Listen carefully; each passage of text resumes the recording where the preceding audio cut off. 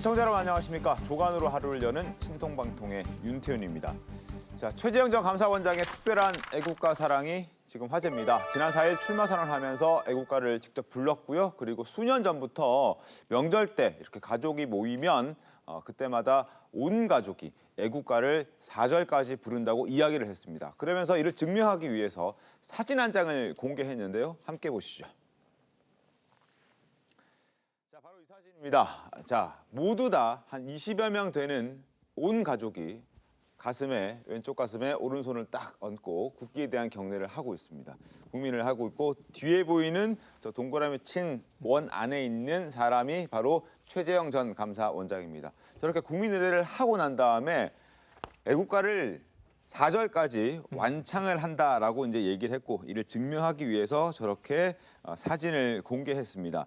자, 명절에 온 가족이 애국가를 4절까지 부른다는 이 말에 여권의 분위기는 석연치 않은데 적지 않은 비판도 있는데 관련해서 그 내용을 좀 신문을 보도록 하겠습니다.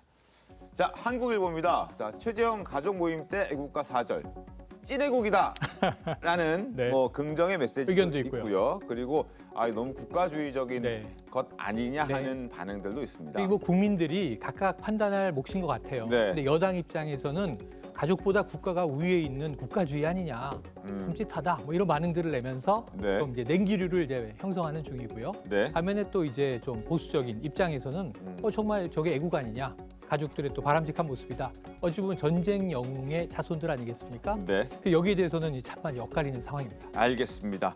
자, 최재형 전 감사원장 지난 4일 대선 출마했을 때 출마 선언 당시에 애국가 부르는 모습 잠깐 보겠습니다.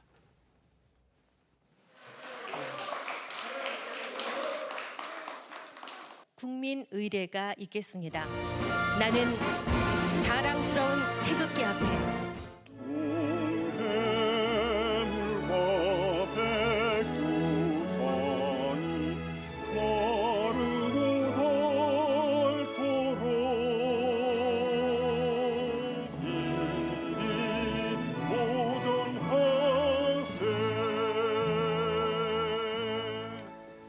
자, 최 전 원장 가족들이 왜 명절에 온 가족이 모여서 애국가를 4절까지 부르게 된 건지 최 전 원장이 이유를 설명했습니다. 목소리로 직접 확인해 보겠습니다.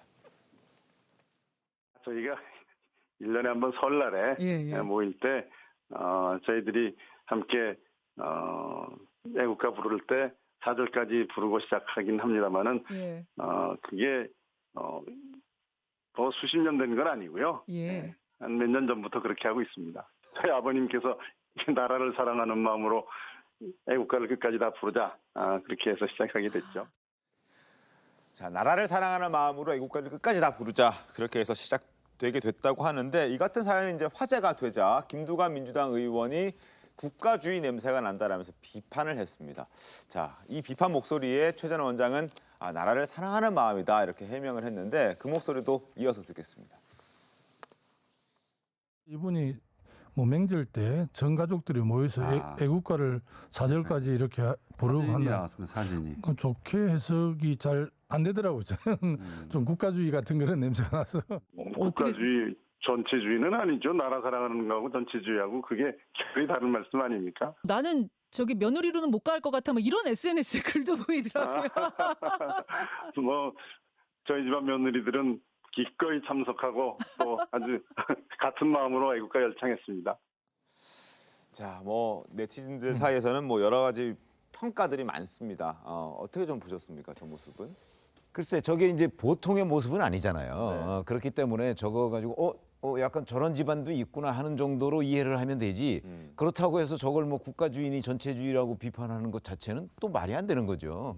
그런 점에서 본다면 저 집안에 며느리로 들어가든 사위로 들어가든 네. 이제 4절까지는 확실하게 알아야 되겠다. 저도 4절은 군에 있을 때 외에는 불러본 적이 없어요. 4절까지는. 그런데 이제 저 집은 워낙 병역 명문가 아닙니까? 그렇죠. 거기다가 또 최재형 전 원장의 부친이 네. 전쟁 영웅이니까 저럴 법하다. 그러니까 그거를 좀 다르다 이렇게 이해를 해야지 누가 맞다 틀리다 이렇게 얘기할 건 아니다 이렇게 생각합니다. 알겠습니다. 손정혜 변호사님, 지금 네티즌들 사이에서는 며느리도 기꺼이 참석했다는 것은 최 전 원장의 아마 혼자만의 생각일 것이다 이런 얘기들이 있거든요. 어떻습니까? 처음에 이제 결혼을 해서 신혼 때 갔을 때는 조금 어색했을 수 있겠다. 그러니까 집안마다 가풍이라는 게 다르고 문화가 다르다는 건데 어느 집에 이제 시집을 가서 딱 처음 모임에 갔는데 애국가를 사절을 부르고 저렇게 기립해서 아이들까지 보시면 되게 정돈된 자세예요. 저거는 보통 아이들을 키워보시면 알겠지만요. 어른들은 저렇게 노래를 애국가를 해더라도 애들은 막 돌아다니거나 태도가 좀 무너지거든요. 군기가 바짝 잡혀있는 모습이죠. 그래서 사실은 좀 적응하기는 어려웠을 것인데 그런 가풍 같은 경우도 서로 배려하고 이해하다 보면 또 익숙해지는 것이고 매일 부르는 건 아니고 명절 때 한두 번 정도라고 하니까 며느리로서는 이해할 수 있고 그렇기 때문에 이제 잘 화합해서 살아가는 모습이 아닐까 생각이 드는데 근데 만약에 이런 거죠. 젊은 세대들은 나는 우리는 그런 거 싫어. 그런 걸 이렇게 자율적으로 했으면 좋겠어. 누가 하라 마라 해서 하는 문화 너무 싫어. 이런 경우에는 좀 충돌이 있을 수 있겠다라는 생각 해봅니다. 근데 기본적으로는 며느리한테 물어봐야죠. 좋아하는지 이걸 물어봐야죠.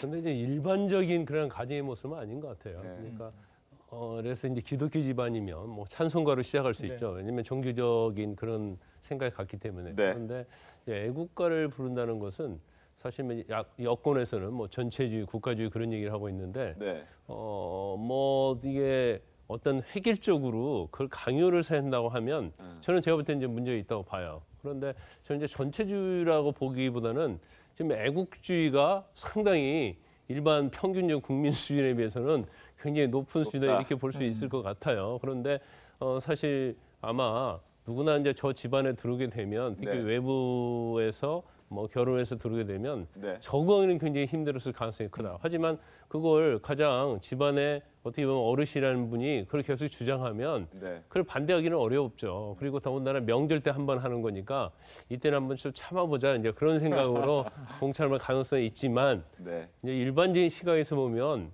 좀 약간 고개가 이제 갸부뚱해질 수 있는 그런 부분이 아닐까 싶습니다. 알겠습니다. 그리고 그 최 전 원장의 이제 아버지죠. 최 전 대령, 예비역 대령의 책에 보면은 이런 식순 같은 것도 적혀 있다고 나와 있습니다. 자, 한국일보 보도를 잠깐 좀 소개를 좀 해드리겠습니다. 일단은 국기 개양도 하고요.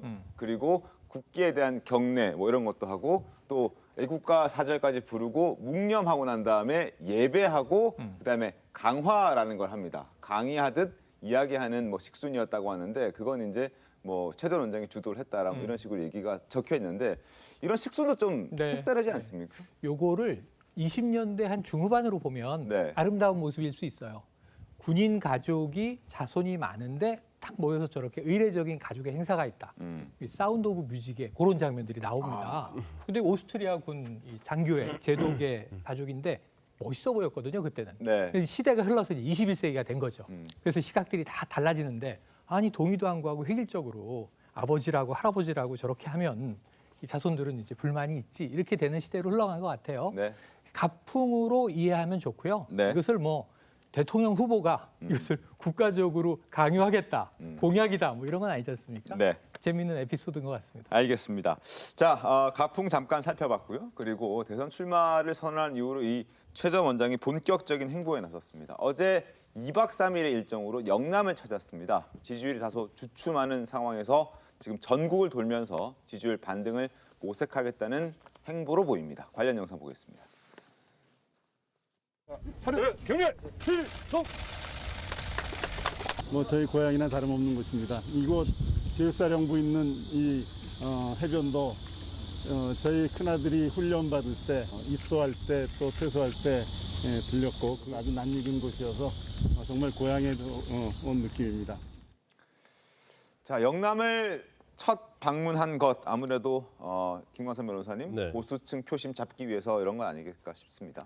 일단 뭐 출마 선언 한 이틀날 이제 서울에 있는 국립현충원 찾았죠. 그 다음에 간 곳이 바로 이제 고향인.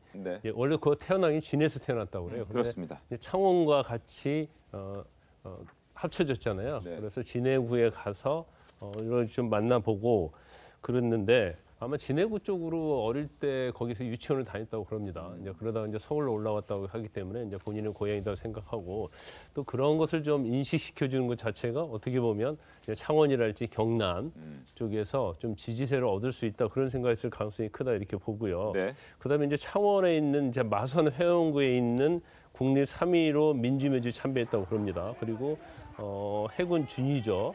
천안함 수색작전 때 순직한 한주호 준위 동상에 차있다고 그래요. 그러니까 지금 최재형 전 원장의 행보 자체를 보면 네.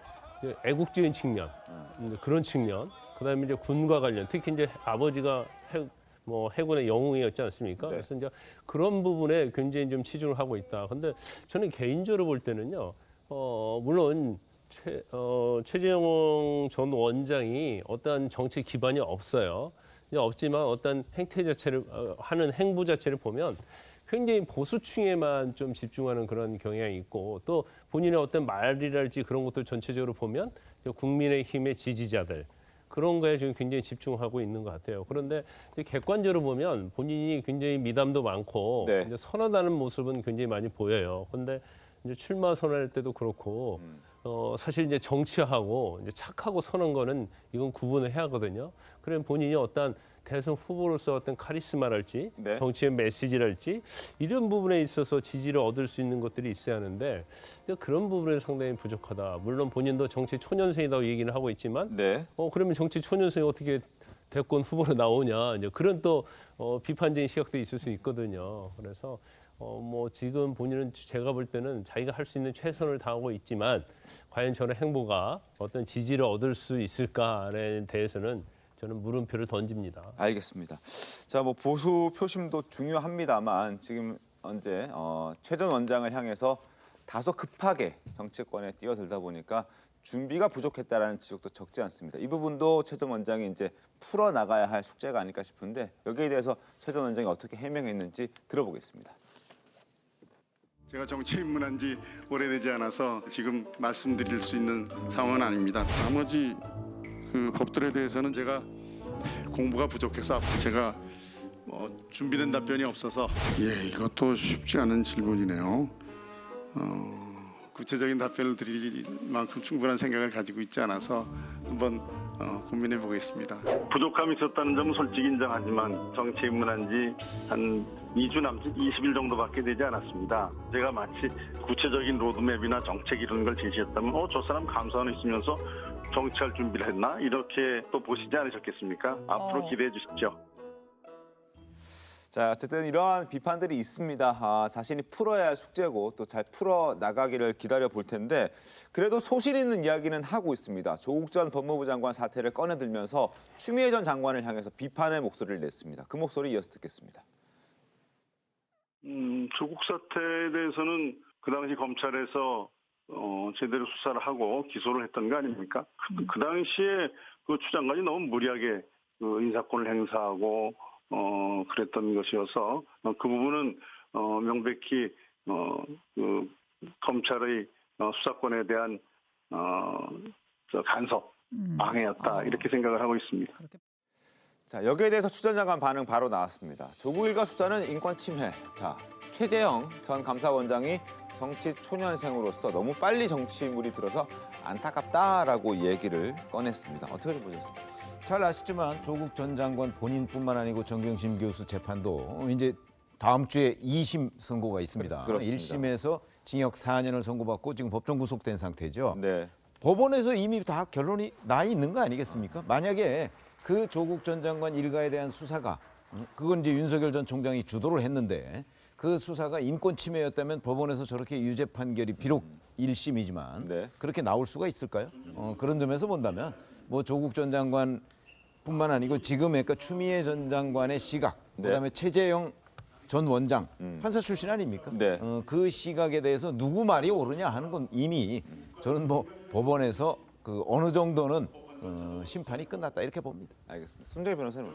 일단은 뭐 수사돼서 이제 재판에서 유죄가 나왔기 때문에 수사의 정당성은 어느 정도 인정이 되는 사건이지만 그래도 여전히 이제 숙제로 남은 것은 가행 수사에 대한 지적은 여전히 남을 수밖에 없습니다. 단일 사건으로 그렇게 많은 수사력과 압수수색이라든가 수사 그 담당 검사들이 배정된 사건 치고는 사건명 자체가 이제 중대하느냐 이런 여러 가지 균형 감각은 보일 필요가 있기 때문에 더 완벽한 대답은 수사는 정당했으나 과거에 검찰권이 남용된 사례들이 있었고 그것은 앞으로 계속 검찰 개혁의 어떤 과정으로 수정해 나가야 된다. 이런 같은 미래 지향적인 어떤 지향점을 균형 감각 있게 이야기하는 것이 더 필요한 덕목이 아닐까라는 생각도 해봅니다. 알겠습니다. 근데 그러려면 윤석열 전 총장이 과거 주도했던 이른바 적폐청산 수사라는 부분에 관해서도 저는 같은 기준으로 말을 해야 된다 이렇게 생각합니다. 네, 알겠습니다. 정치권 소식 가기 전에 오늘 가장 핫한 인물 먼저 만나보도록 하겠습니다. 오늘의 사람부터 확인해 보겠습니다. 첫 번째 인물 보겠습니다.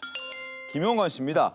자, 이번 주에는 정말 뜨겁게 지금 인터넷을 달군 김용건 씨인데 39살 연하 여자친구와의 첫 만남이 드라마 종방연 때가 아니라 다른 장소였다. 그게 또 부적절한 장소였다라는 주장이 나왔습니다. 손정희 변호사님, 어디입니까? 사람들이 오해할 수 있는 부적절한 장소에서 만났다라고 이제 가로세로 연구소에서 이야기를 했는데요. 네. 구체적인 장소는 특정이 되어 있지 않습니다. 근데 그러다 보니까 이제 각종의 추측이 난무할 수밖에 없는 방송이 나온 게 아닐까 생각이 드는데요. 어느 장소인지 일단 이 방송에서 구체적으로 이야기를 해야 오해의 소지가 좀 줄어들지 않을까라는 생각이 들고요. 네. 사실은 뭐 장소가 어땠다 저랬다가 중요한 본질적인 또 문제는 아니어서 일단 이게 이제 상호 양방 공방하는 주제도 아니거든요. 다만 만약에 지금 오해 살만한 곳이라고 추측되는 상상되는 그런 곳이라고 한다면 김용건 씨의 그 어떤 명예나 이미지는 좀 많이 실추될 가능성도 있어 보입니다. 오해할 만한 곳, 부적절한 장소. 김광선 변호사님, 그럼 만남 자체가 부적절했다라고 우리가 이해를 해도 되겠습니까? 어떻습니까? 그 사실 뭐 장소 자체가 어디서 만났냐가 뭐 그 사람의 그 이후의 관계에 대해서 이게 부적절은 아니다 이렇게 말할 수는 없어요. 그런데 사실 만난 장소가 부적절한 장소다. 그러면 이미지상 그러면 여자의 직업이 뭐지? 여자의 어떠한 그런 살아온 생활의 태도 이런 것에 대해서 우리가 사실 유추해 볼 수 있고 이미지를 연상할 수 있거든요. 그래서 과연 부적절한 장소가 어디인지 그거에서는 밝히지 않았기 때문에 이게 뭐 술집인지 아니면 뭐 다른 곳인지 이건 알 수가 없어요. 뭐 클럽인지 그렇지만 이제 부적절한 장소라고 하는 걸 보면 결국 우리가 일반적인 네. 이전에는 뭐 드라마 종방할 때 거기서 이제 뭐 회식 자리 그런 데서 만났다고 얘기를 하고 있는데 이제 사실은 그게 아니다고 얘기를 하고 있는데 이것도 뭐 사실인지 아닌지는 모르겠어요. 근데 그렇지만 우리가 좀 체크해야 할 부분은 많은 것 같아요. 우리가 언뜻 보면 76세의 나이 드신 분이 20대의 뭐 30대의 여자와 만나는데 사실 서로 뭐 정말로 진정한 사랑을 했다고 한다면 이게 별 문제가 되겠어요. 그렇지만 그 과정에 있어서 정말 그렇게 만나온 것인지 아니면 뭐 임신하기 직전에 다시 만난 것인지 여러 가지 어떤 둘과의 관계에 있어서 좀 사실을 확인할 부분이 여러 부분이 있다. 그렇지만 단순히 나이 드신 어린 여자분하고 만났는데 단지 뭐 임신을 시켰으니까 책임을 져야 하고 비난을 일방적으로 하고 이런 건 좀 맞지 않은 것 같아요. 근데 향후 이제 법적 공방이 되고 있고 김용건 씨 입장에서는 제가 볼 때는 좀 이걸 좀 인정을 하고 어떻게 해서든지 좀 잠잠해지게 하기 위해서 여자 측이 주장하는 일부에 대해서는 그냥 인정을 일단 한 것 같아요.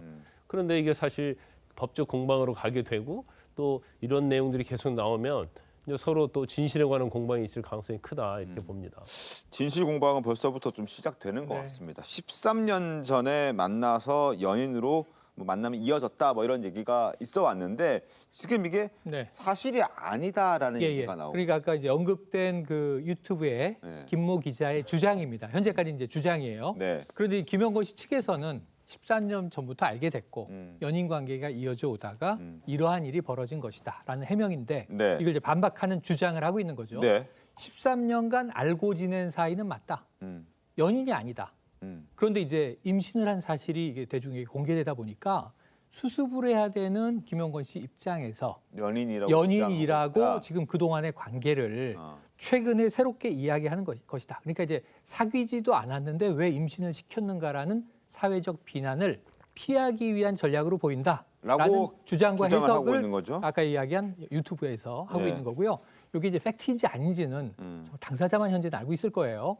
우리가 추측하기는 어렵고 나중에라도 이제 이미 일이 터졌으니까 이건 해명되는 과정이 나오기를 바랍니다. 알겠습니다. 김영권 씨의 여자친구라고 알려져 있는 그 여성 측에서도 일단 김영권 씨의 태도가 좀 변호사 선임 전후로 바뀌었다, 돌변했다라는 말을 하고 있거든요. 그 목소리 다시 들어보겠습니다. 그러니까 저를 상담하기 바로 전까지만 해도 왔던 문자들은 너무 잔인했어요. 낙태랑 양육비 포기각서, 양육비도 받지 않겠다, 돈 한 푼은 안 받겠다라고 써라 라고 하시고 얘 지워라 하신 분이 갑자기 변호사님 냈다고 그러니까 너랑 행복하게 살고 싶다라고 하면은 소름 끼치겠죠. 자, 일단 뭐 녹취라든지 뭐 문자 이런 확실한 물증 증거가 나오면은 뭐 이런 오해 혹은 또 서로 다른 주장 이런 것들이 깔끔하게 정리가 될 수 있을 것 같은데 손정희 변호사님, 뭐 녹취록이나 문자가 공개될 가능성이 있겠습니까? 어떻습니까? 지금 다들 고민하고 있는 것 같아요. 고소인 A씨 측도 그렇고 김영권 씨도 그렇고 이제 세상에 많은 부분이 알려지고 많은 사람들이 관심을 받고 있는데 더 나아가서 정말 이렇게 진실 공방을 하는 게 맞는지에 대한 고민을 좀 하고 있는 것 같고요. 여론이 두 가지인 것 같습니다. 진실을 확인해야 된다라는 측면과 그래도 아이를 생각해서 이 정도 되면 접고 부모들이 합의를 해야 된다. 이런 여론이 있기 때문에 두 가지 여론에 대해서 고민하고 있는 시점이 아닐까라는 생각이 들고요. 네. 이미 앞서서 김영권 씨 대리인 측에서 그런 입장이 나왔어요.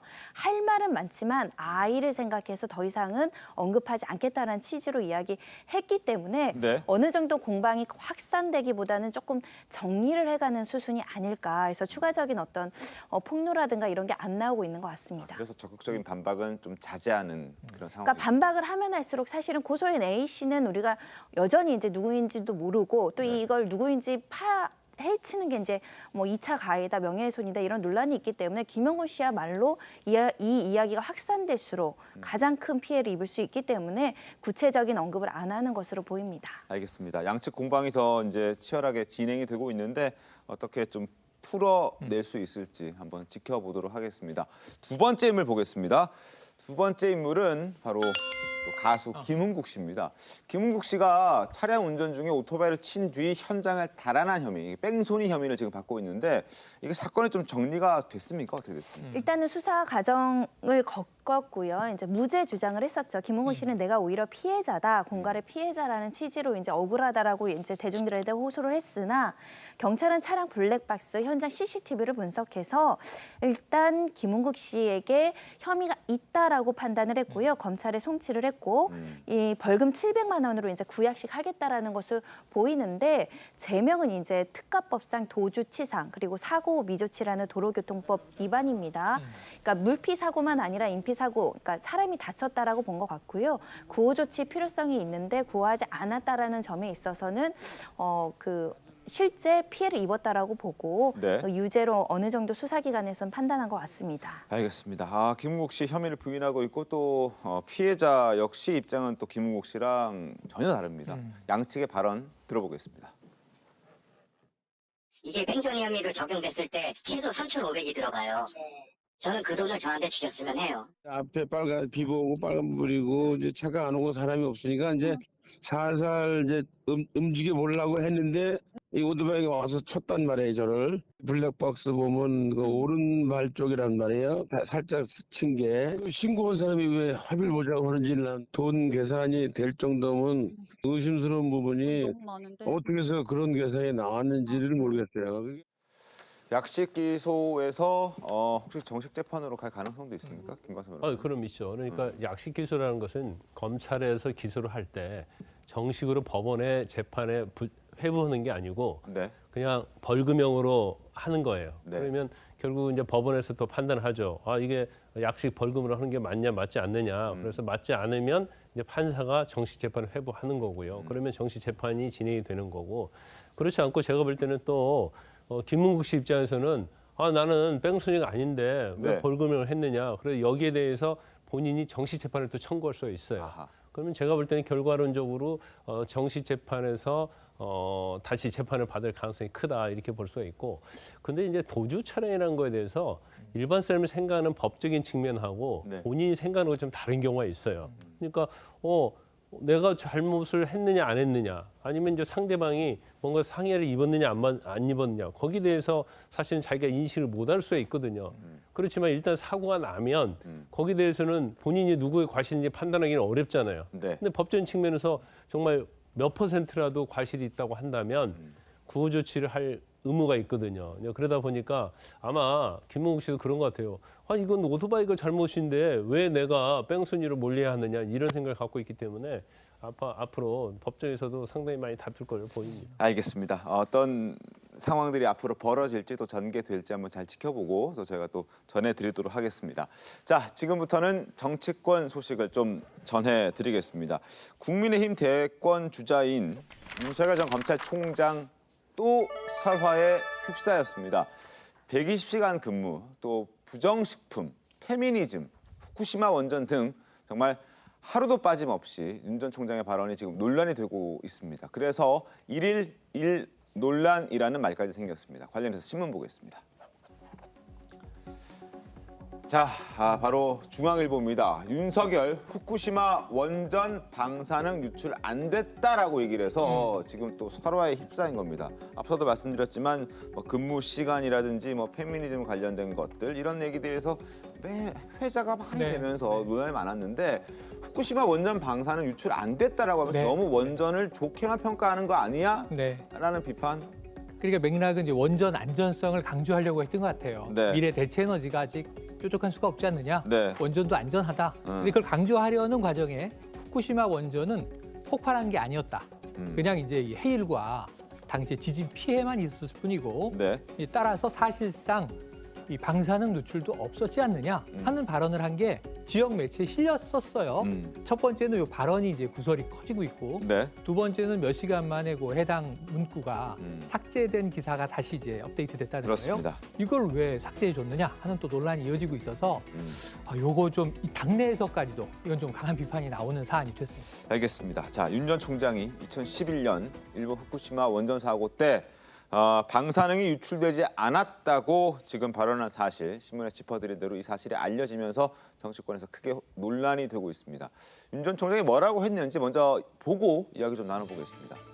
자, 일본 후쿠시마 사고는 지진과 해일로 피해가 컸지만 원전 자체가 붕괴된 것은 아니다라고 했습니다. 그러니까 방사능 유출은 기본적으로 안 됐다라고 부산일보와의 인터뷰에서 지난 4일 있었던 인터뷰에서 저렇게 얘기를 했는데 근데 방사능이 누출됐다는 거는 일본도 그렇고 IAEA도 그렇고 다 인정한 사실인데 이걸 왜 확인된 사실이죠.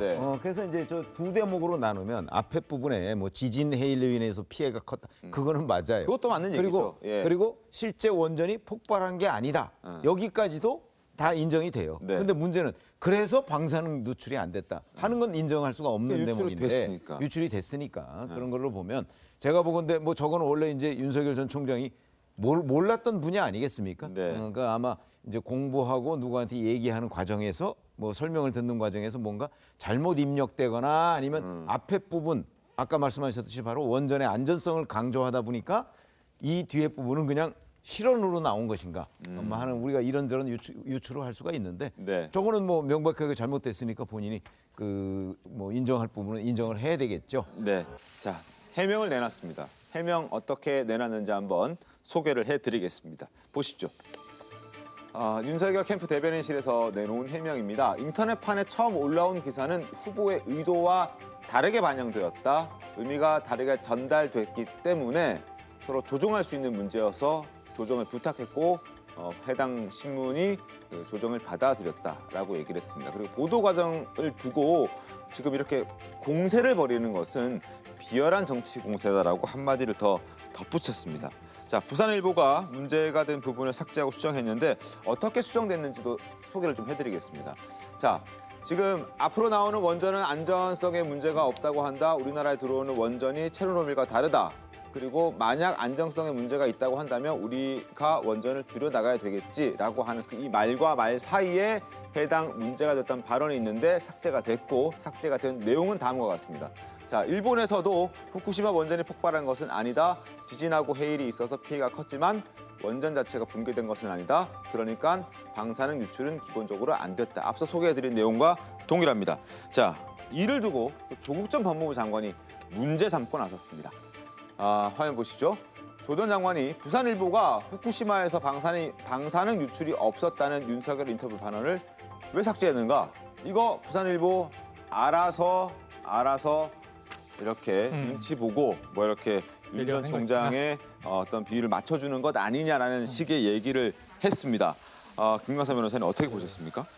근데 이제 그런 것 같아요. 이제 언론의 기능에 있어서 제일 중요한 부분이 이제 진실을 전하는 거잖아요. 네. 그러면 사실 인터뷰 기사에서 정말 방사능이 유출이 안 됐다고 명백하게 얘기했다고 한다면 제가 볼 때는 부산일보에서 이걸 삭제하면 안 된다고 봐요. 그렇지만 아마 그 인터뷰를 했던 윤 전 총장이 네. 나의 의도는 그게 아니었고 그 앞 문맥과 후 문맥을 보면 방사능이 유출됐다는 걸 단정적으로 얘기한 게 아니다. 그렇다고 한다면 이걸 지워줘야 한다고 해서 요구를 했는데 그 요구가 타당하다고 한다면 이제 부산일보에서 지워주는 게 맞겠죠. 삭제를 하는 게 맞다고 봅니다. 그래서 이제 부산일보의 판단이 어땠는지 모르겠어요. 그 당시에 인터뷰 관련해서 녹취록이 있다고 한다면 그 내용에서 명백하게 방사능이 유출됐다, 유출이 안 됐다 것이 앞문맥, 뒷문맥 합쳐도 이건 명백하다고 하면 사실은 제가 볼 때는 삭제하면 안 된다고 보거든요. 그렇지만 이제 삭제한 이유가 무엇인지 녹취록이 있다고 한다면 좀 한번 보면 굉장히 좋을 것 같아요. 네. 그런데 좀 그런 것 같아요. 이제 윤 전 총장이 사실은 본인이 뭐 1, 2위를 다투는 대권 후보 아닙니까? 네. 그러면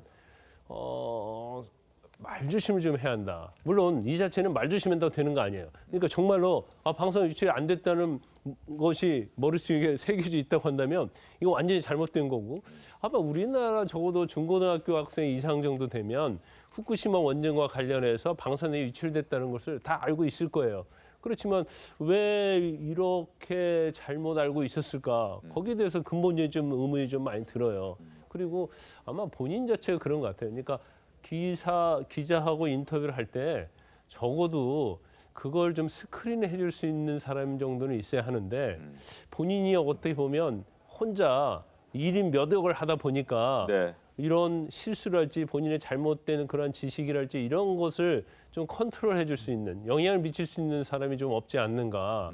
그리고 되도록이면 뭐 우리가 부자 몸조심 한다고 하는데 너무 자기의 어떤 스타일대로 가는 것 자체는 굉장히 위험하고 비호감을 좀 일으킬 수 있는 부분이라서 윤석열 전 총장이 좀 조심을 해야 한다 이렇게 봅니다. 손정혜 변호사님 어떻게 보셨습니까? 일단은 잦은 실수가 있는 부분에 있어서는 좀 바쁘셔서 그런가 이해를 선회해 볼 여지도 있었는데 후쿠시마 건은 좀 중대한 실수로 보이는 것이 굉장히 중요한 이슈인데 최소한 기사를 검색해보지도 않고 인터뷰를 했다라는 그 인식을 주거든요. 왜냐하면은 후쿠시마 방사능으로 사람들이 죽거나 뭐 다친 사람이 없다라는 취지로 인터뷰도 했는데 실제 후쿠시마 원전으로 인해서 뭐 암이라든가 백혈병을 투병해서 굉장히 심각한 피해를 입거나 사망에 이른 사람들이 존재하는데 네. 이런 이야기를 한다는 거는 저희도 이제 방송을 하다 보면 그래도 후쿠시마 원전에 대해서 몇 가지를 검색해보고 이야기할 수 있잖아요. 네. 그 정도 성의 없이 연구 없이 국민들에 대해서 이야기를 했다. 좀 뼈 아프게 받아들여야 될 것 같고요. 왜냐하면 앞서서 그 부정식품 논란 때도 무슨 네. 책에 이게 인용이 되어 있다고 하는데 뭐 보도에서 확인을 했더니 이 책엔 그 내용이 없다는 거예요. 그럼 이걸 어떻게 추정해 볼 수 있냐면 제3자가 이야기한 걸 듣고 내가 해석을 해서 그걸 이야기한 건데 팩트체크 과정이 없다는 겁니다. 이건 앞으로 시정돼야 될 것 같습니다. 알겠습니다. 여야도 한 목소리로 이 해당 발언에 대해서는 윤 전 총장을 비판하고 있습니다. 들어보겠습니다. 후쿠시마 방사능 유출이 기본적으로 안 됐다고요? 무지하고 편향된 사고가 너무 위험하고 심히 우려스럽습니다. 윤 전 총장의 세계관은 완전히 19세기에나 가능했을 법한 과거에 갇혀 있고 국민을 불안하게 하고 있습니다. 온갖 국민들이 의문을 제기하고 비호감을 표시하고 있는 여러 가지 의제들에 대한 생각이 저절로 나온 그러한 이야기라면 대통령으로서 준비는커녕 기본 자질이 안 돼 있다고 생각합니다. 자, 그리고 이재명 지사 같은 경우에는 일본 총리 이야기인 줄 알았다 이런 얘기까지 했습니다. 아베 전 총리 목소리 한번 들어볼까요? One of the safest cities in the world now and in 2020. Some may have concerns about Fukushima. Let me assure you, the situation is under control. It has never done and will never do any damage to Tokyo. 자, 모든 게 통제되고 있고 안전할 것이다. 피해 준 적 없다. 피해 줄 일도 없다. 이렇게 얘기했던 아베 전 총리랑 비슷하다라는 게 이제 여권에서 나오는 어떤 비판의 목소리입니다. 그리고 정치권뿐만 아니라 장외에서도 윤 전 총장을 향한 비판의 목소리가 나오고 있습니다. 김어준 씨도 한마디 거들었습니다. 뭐라고 했는지 들어보겠습니다. 제가 보기엔 윤석열 예비 후보의 언론 인터뷰는 당분간 당에서 말려야 한다고 보는 것이, 이게 사실관계가 다르거나 논란이 되는 얘기를 매일매일 하나씩 하는데, 인류 역사상 복수의 원자로가 동시에 녹은 최초의 사건입니다. 폭발도 없고 유출도 없다는 얘기를 대선 후보가 해버리면 어떡하나요? 최영일 평론가님, 일단 뭐 인터뷰 당분간 말려야 된다는 얘기까지 김어준 씨가 하네요. 그런데 뭐 저거는 조언일 수도 있고 또는 비판일 수도 있는데 이게 여야에서도 비슷한 이야기 나오고 있죠. 제일 지금 급한 것은 국민의힘 내부일 거예요. 안 그래도 전원 정치를 할 때는 왜 육성으로 말 못하느냐라고 비판받아서 이제는 현장에 본인이 나오게 됐는데 육성 정치를 하니까 이제 구설이 계속 터진단 말이에요. 그럼 전원 정치로 돌아갈 수도 없잖아요. 그럴 수도 없겠죠. SNS에 공개하는. 그래서 지금은 아까 이야기하신 대로 전문가 팀이 붙어서 명확한 의제에 대해서 명확한 이야기만 하는 방식으로, 사실 지금 이미지 컨설팅 얘기 나왔잖아요. 다리 문제라든가 태도 문제가 지금 외형적인 이미지 컨설팅을 할 게 아니라 인터뷰 컨설팅이 더 급해 보이긴 합니다. 알겠습니다. 두 개가 병행돼야겠죠. 다 필요하죠. 네. 자, 지금 윤 전 총장 본인의 입 가장 큰 리스크가 되고 있다는 지적이 나오고 있습니다. 지금까지 문제가 됐던 발언들을 한번 모아봤습니다. 들어보시죠. 무한 봉쇄처럼 대구를 봉쇄해야 된다는 그런 참 철없는 그런 미친 소리까지만 나온 그 와중에 대구가 아닌 다른 지역이었더라면 아마 밀란부터 일어났을 거다 하는 얘기를 할 정도로, 저출산 문제는 결국은 이게 페미니즘이라는 것이 너무 정치적으로 악용이 돼가지고 이게 남녀 간의 어떤 건전한 이런 교제 같은 것들도 막 그 정서적으로 막는 이런 역할을 많이 한다. 이런 얘기도 있고, 집이라는 것은 생필품입니다. 아주 고가의 이런 집들이라면 모르지만 생필품을 갖고 있다고 해서 세금을 때린다 그러면 국민들이 이 조세가 정의에 부합하고 공정하다고 생각을 하겠습니까? 자, 이런 비판의 목소리에 윤 전 총장의 캠프의 대변인인 김병민 대변인은 이런 비판의 목소리를 두고 여론조사 1등의 숙명이다, 이렇게 말했습니다. 직접 들어보시죠.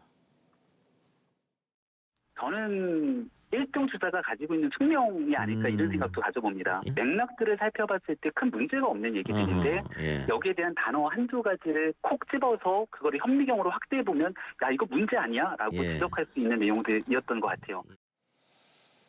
흠집을 잡으려고 하니까 잡는 것이다, 뭐 이런 얘기인데 어떻게 좀 보셨습니까? 아니, 저런 측면은 틀림없이 있죠. 왜 그러냐면 사실 1위 주자가 아닌 사람이 약간의 실수를 해서 그냥 넘어가는 경우는 많아요.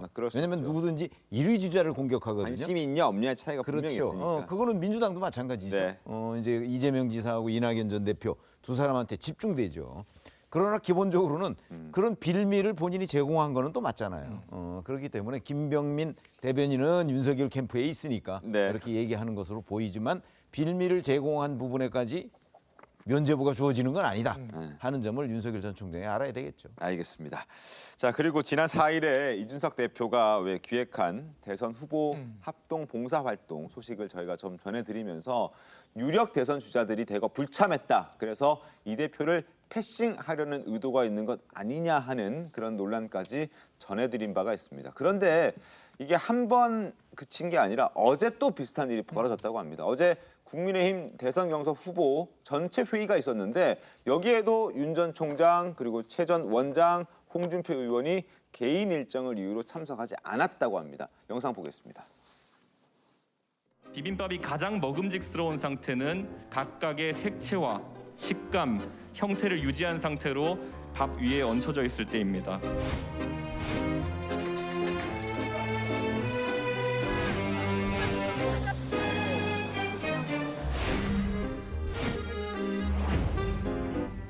후보의 자유입니다.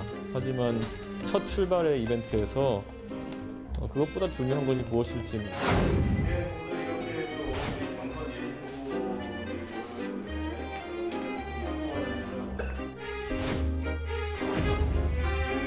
후보들에게 기존 일정 취소하면서까지 참석하시라고 권하고 싶지 않습니다.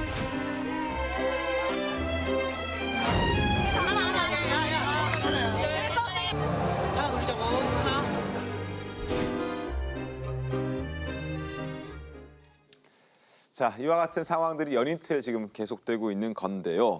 다른 대선 주자들, 저 자리에 참석한 다른 대선 주자들은 이제 불쾌감을 감추지 않았습니다. 목소리 들어보시죠. 우리 윤석열, 최재형 두 분 높은 지지율을 받고는 있습니다만은 당의 간판이 필요해서 들어온 것인지 정작 우리 당이 원팀이 돼서 해야 될 일에 대해서는 어떠한 성의와 진지함도 보이지 않고 있습니다. 바로 우리 후보들이 공존의 원팀이 되어야 된다. 분열은 패배다. 이걸 다시 한번 되새겨야 된다. 오늘도 무단 결석이 많은데요. 각자 개인 플레이 할 거면은 입당은 왜 하셨는지 의문이 안 들 수 없다. 자, 그리고 안상수 전 의원이죠. 후보로 출마했는데 굉장히 세게 저들의 지금 원희룡, 하태경, 김태호 뭐 이런 분들보다 더 세게 발언했습니다. 이어서 보겠습니다.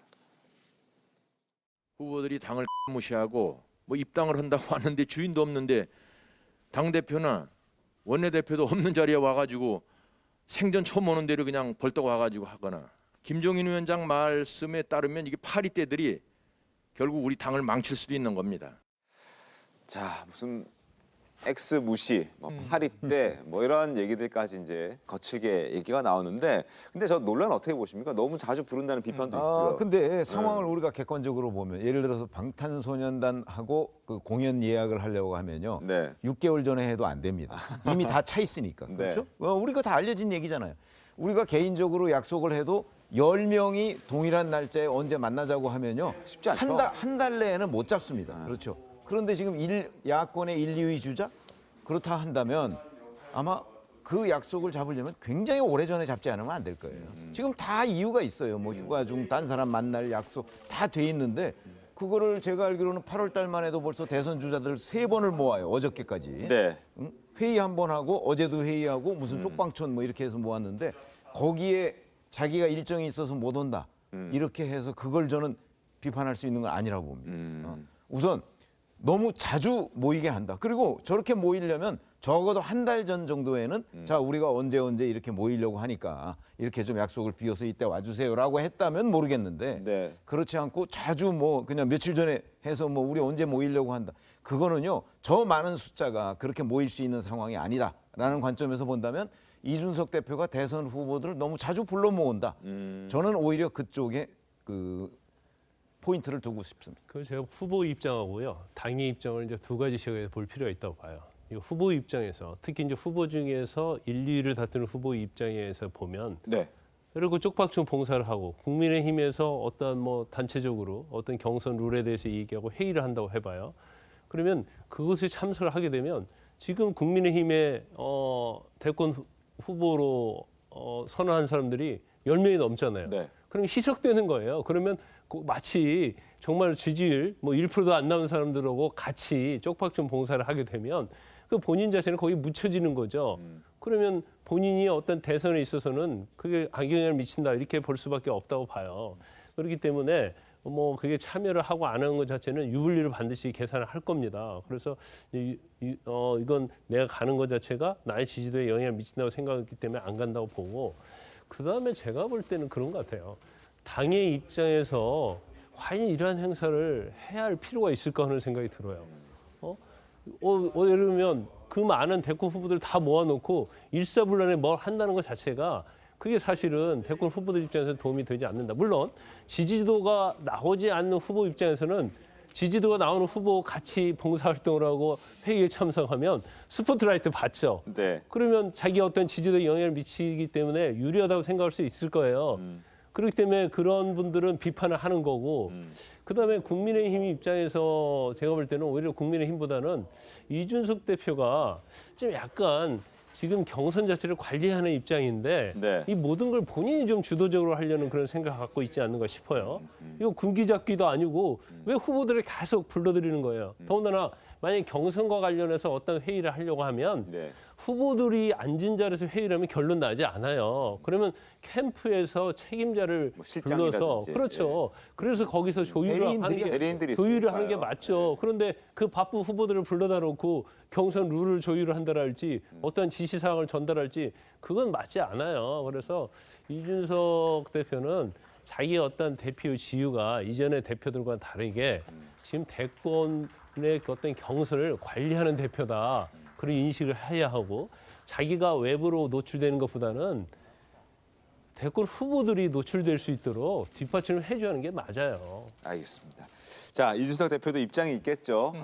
관련 해당 논란에 대해서 라디오에 출연해서 이야기를 한 게 있습니다. 들어보시죠. 이런 것들이 반복되면 아마 국민들이 판단을 할 겁니다. 만약 그렇게 나가면은 그 경선 준비 지금 저 10분 가까운 위원이 계시는데 이분들 굉장히 자존심 상할 겁니다. 자, 하지만 또 각 캠프에 있는 사람들의 입장은 또 다릅니다. 자, 최재형 전 감사원장 그리고 김병민 대변인의 이야기 한번 들어보겠습니다.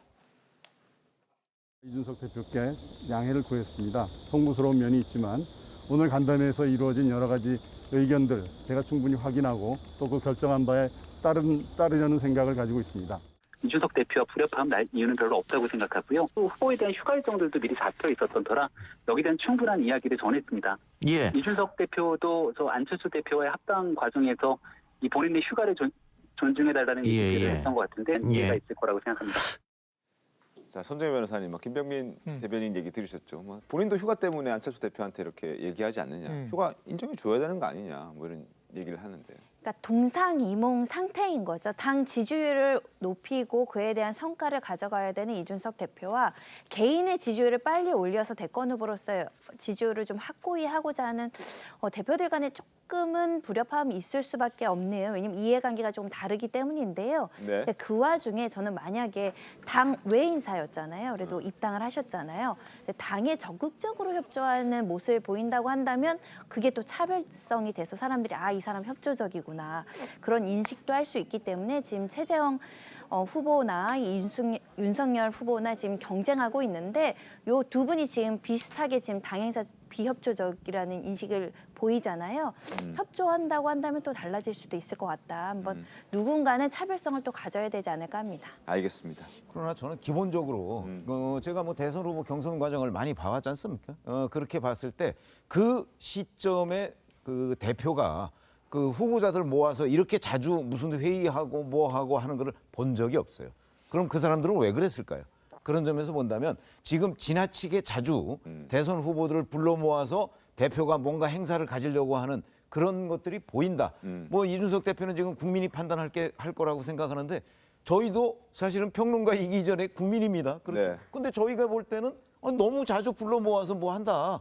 사람들 한 10명이 모여서 한 날짜에 약속하기도 쉬운 일이 아닌데 그런 점에서 본다면 지금 현재 이준석 대표가 이 경선 관리를 하려는 저런 그 원칙이나 어떤 이벤트 같은 것들이 이 사람들이 모일 수 없는 환경을 지금 만들어주고 있다고 오히려 저는 생각합니다. 알겠습니다.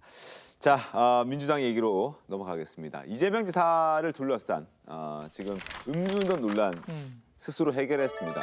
지난 4일 TV토론회 직전에 범죄 수사 경력 증명서를 후보들에게 보여주면서 매듭 지은 것으로 지금 알려지고 있는데 이낙연 대표 측에서 전 대표 측에서 제기한 것과 달리 음주운전으로 어떠한 형사처벌을 받은 것은 한 건으로 결론이 났습니다. 화면 보겠습니다. 자, 정면 돌파, 음주운전은 한 번뿐, 네거티브 이제 그만합시다라고 하면서 범죄 경력을 이야기했습니다. 뭐 공무원 사칭, 자격 사칭 150만 원, 음주운전 150만 원, 뭐 고무집행 방해 500만 원, 다 자랑스러운 건 아니지만 어쨌든 간에 논란이 됐던 음주운전 150만 원 한 번밖에 없다. 한 번밖에 없으니까 더 이상 이 문제는 거론하지 말자라고 TV토론 전에 이야기했다고 합니다. 그래서 TV토론회에서도 이재명 지사의 음주운전 문제를 이낙연 전 대표가 거론하긴 했습니다만 재범 의혹에 대해서는 언급하지 않았고 이재명 지사 역시 다시 한번 사과하면서 일단 마무리되는 것 같습니다. 화면 보겠습니다. 5대 비유행위, 음주운전, 성폭력, 성희롱, 술의 횡령. 연루된 공직자는 승진해서 배제시키고 본인에게도 이런 기준을 이렇게 연상해 보신 적이 있습니까? 어떻게? 본인에게도 이 기준을. 네. 제가 이 자리를 빌어서 이 점에 대해서는 먼저 사과 말씀을 드립니다. 죄송합니다. 이제 앞으로는 없을 일이고 또 제가 공직자가 된 후에는 뭐 그런 일이 없으니까 공직자일 때 음주 뭐 어떻게 했을 경우는 어떻게 한다는 부분은 적용이 없겠죠. 자, 대신에 두 사람은 조직폭력배와의 관련설로 다시 한번 두 사람에게 청구를 겨누고 있습니다. 최용 위원님, 광주 지역에 이른바 조폭이라고 불리는 사람과 촬영한 사진들을 양측에서 모두 공개하면서 또 공격하고 있는 모습이잖아요. 그렇게 되고 있죠. 네. 그런데 저거는 사실은 이제 일정한 지켜야 할 선을 조금 넘은 것 아니냐 이런 넘은 것 비판을 아니냐? 받을 소지가 있어요. 왜 그러냐면 정치인은 가서 누구하고도 사진을 찍을 수가 그렇죠. 있거든요. 네. 그럼 사진 찍었다는 사실 자체가 중요한 게 아니고 그 사진 찍은 그 속에 있는 사람과 실질적으로 어떤 관계에 있느냐가 훨씬 중요해요. 네. 그러니까 그걸 물론 규명을 해서 공격을 하면 모르겠는데 이거는 단순히 같이 사진 찍은 사람이 누구다 하는 것만 가지고 지금 서로 공격을 하고 있다 보니까 양쪽에서 똑같이 조직폭력배와 찍은 사진이 나오게 된 거예요. 그래서 저런 정도로 흔히 이 바닥에 있는 사람들이 요 정도 눈높이 있지 않습니까? 네. 그걸 초과하는 정도까지 공격하는 것은 무리다 이렇게 생각합니다. 이제 좀 선을 넘어갔다 뭐 이런 평가가 나오고 있는 상황입니다. 그리고 이재명 지사에게는 또 하나 논란이 될 만한 영상이 등장을 했습니다. 과거 성남시장 시절 폭행 영상인데 관련해서 확인해 보겠습니다.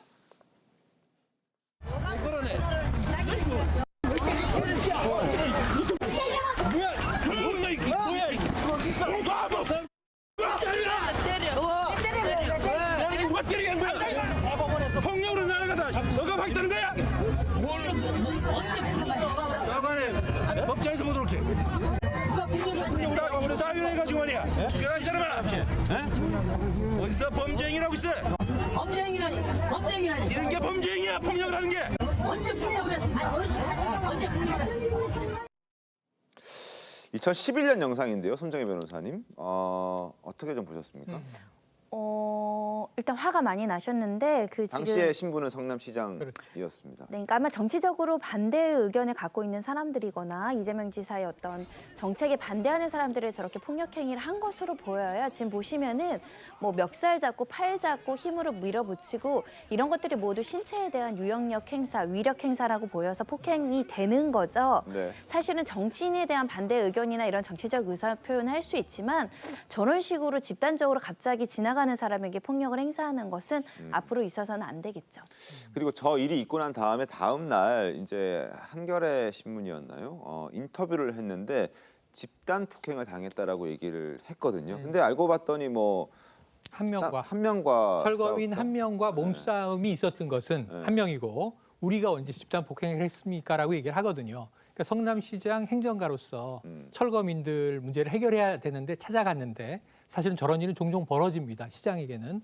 그래서 그 한 단편인데 집단 폭행으로 본 것은 과잉하지 않았느냐 하는 당시 이야기가 있었던 것도 우리가 함께 들여다봐야겠습니다. 알겠습니다. 논란이 어디까지 갈지 한번 지켜봐 보겠고요. 또 한번 소개를 또 계속해 드리겠습니다. 잠시 뒤에 돌아오겠습니다. 오늘 준비한 신통방통 여기까지입니다. 다음 주에 더 신통하게 돌아오겠습니다. 고맙습니다.